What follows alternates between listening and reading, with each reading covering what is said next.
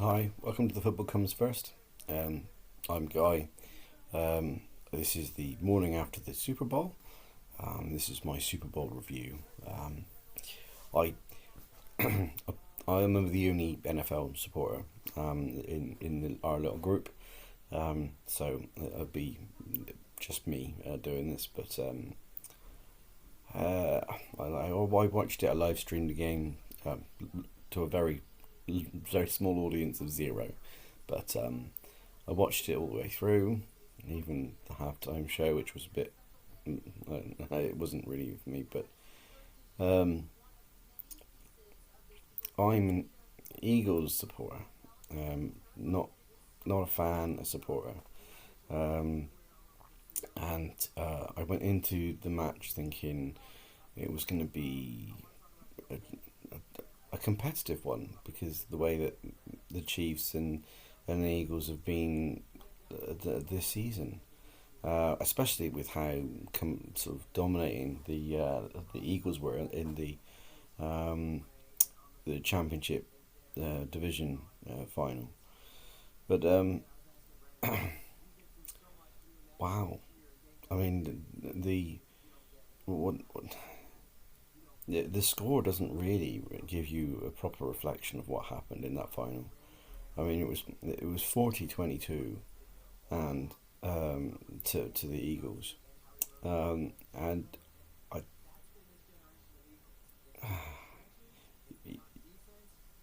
was this the I think it's probably because at halftime it was 24-0, a complete shutout. There was nothing, no imagination, no creative play. The defensive line from the Eagles to absolutely nail Mahomes was just they were superb. Patrick Mahomes got sacked 6 times, six, and threw 2 interceptions. Did he have a bad day? Did he take a step back from being classified as one of the greatest of all times? No, I don't know. I mean, he's still relatively young. He's still got time to recover, come back, do something different. Only the rest of his career will tell you whether or not that he will get labelled with the goat. But I think this is going to be damaging. Not to his legacy, but damaging to him. He's going to have a lot of things to go through.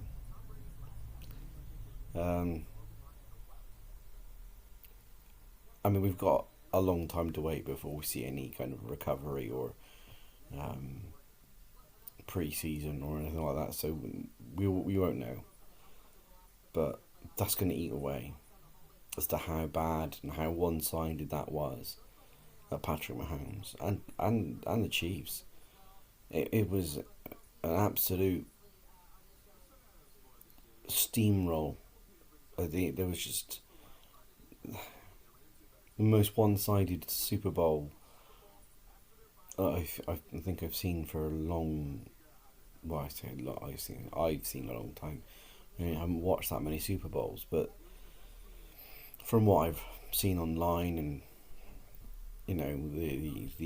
the reaction it's had, it's remarkable, remarkable. Um, I predicted that the Eagles would win, and they did, but I didn't predict that they would win that easy. And as a Super Bowl, I thought it was a bit underwhelming. I didn't think it was a great Super Bowl, but that's only because the Chiefs didn't show up. Um, I didn't get the when when you score a touchdown or you score any points, you kind of get that like a rush because it was hard fought. It was something that, and whilst I celebrated and enjoyed the fact that when we did score, I just didn't feel like it was an achievement. Well, they got 24 points relatively easily, and it didn't feel. I mean, if if the if they cancelled each other out and it was 0-0 after 3 quarters, and then the fourth quarter in the last sort of the 2-minute warning, one of them gets a touchdown. The celebrations of that is just, it's massive. You're getting up, you're screaming, you're going, that's how tense things are. It wasn't tense. There was no build up.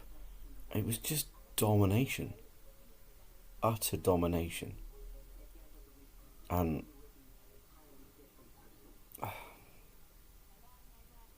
yeah, not ideal. I think you got to give credit to Hurts. I mean, what a man. I mean, Saquon Barkley. Do they do it without his rush yards? Yeah. Jalen Hurts was so good yesterday. His ability to be able to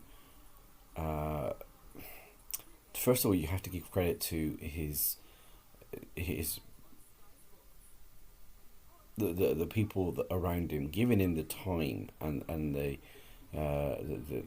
space for him to be able to hold on to the ball for long enough for him to identify when a line or a channel opens for him to be able to run through. But he spotted it so quickly, and his decisions and making and just absolutely top notch. He was great, and I think I had this sort of conversation with on the live stream.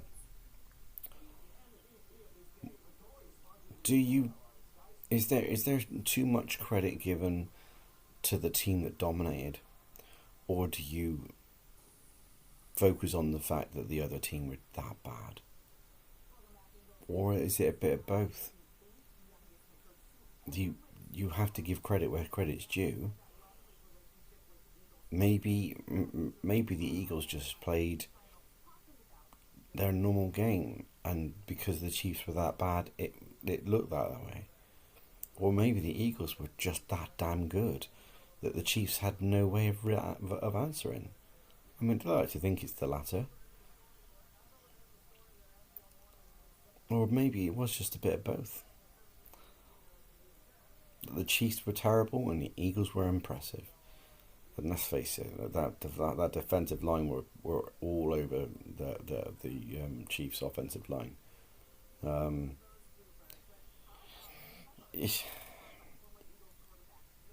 I just, yeah. I'd like to think that the Eagles will take this win, run with it, and come back next season and do another dominating display. I think Hurts is a great quarterback. He needs to protect himself a little more. I think he is very keen to do the rush yards himself, and I think that potentially could. I don't know. I'm no expert, but yeah, it was an interesting Super Bowl, but I'm not going to go on about it too much because, like I say, I'm not an expert. I don't really know a lot.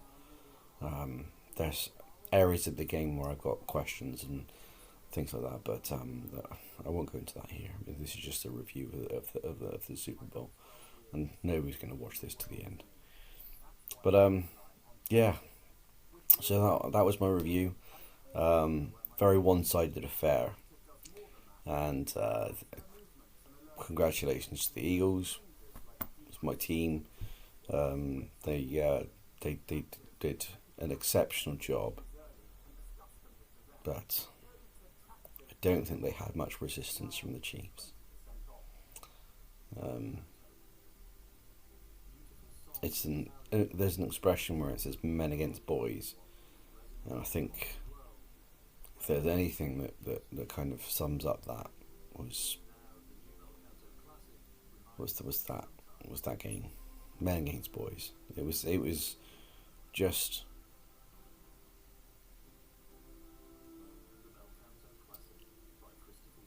there's no way will you see another Super Bowl that one-sided. Anyway, thanks for watching. This is the Football Comes First. We'll be doing our week 25 predictions coming up later on in the week for the Premier League.